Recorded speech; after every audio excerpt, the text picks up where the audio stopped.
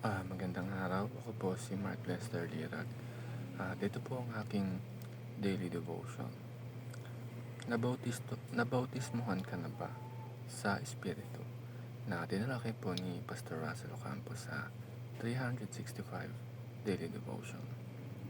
Ang Bible verse po ngayong araw ay galing sa 1 Corinthians chapter 1 verse 12 to 13. Ang sabi po dito ay, "What I mean is this, one of you says, I follow Paul, another, I follow Apollos, another, I follow Cephas, still another, I follow Christ.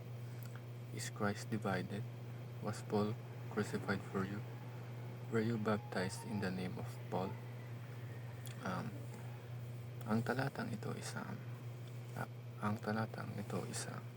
ang ibig sabihin is ito ay hindi tungkol sa mga leader na nakatayo sa simbahan.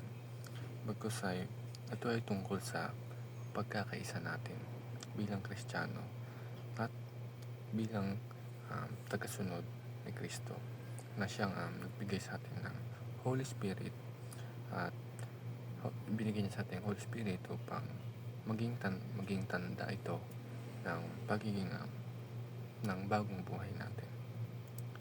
Ang first teaching ngayong araw ay, it is the indwelling presence of God.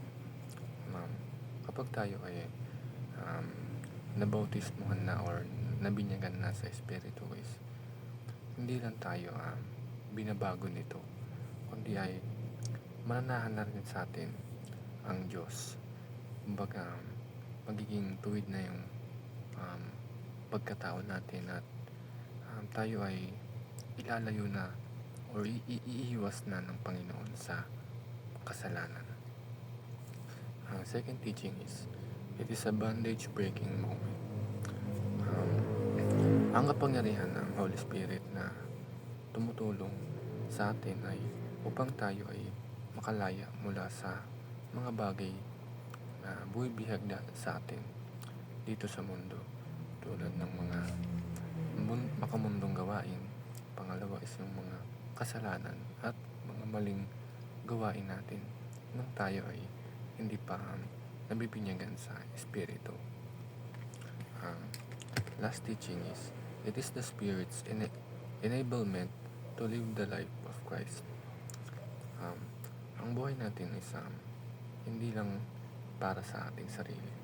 Ito ay para rin kay Kristo, dahil sa bawat paglalakbay na ginagawa natin araw-araw or sa bawat mga ginagawa natin is si Kristo at ang Holy Spirit ang nagbibigay sa atin ng gabay upang maiwasan natin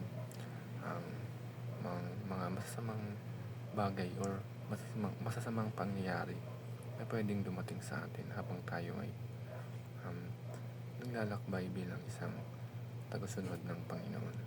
Yun lamang po.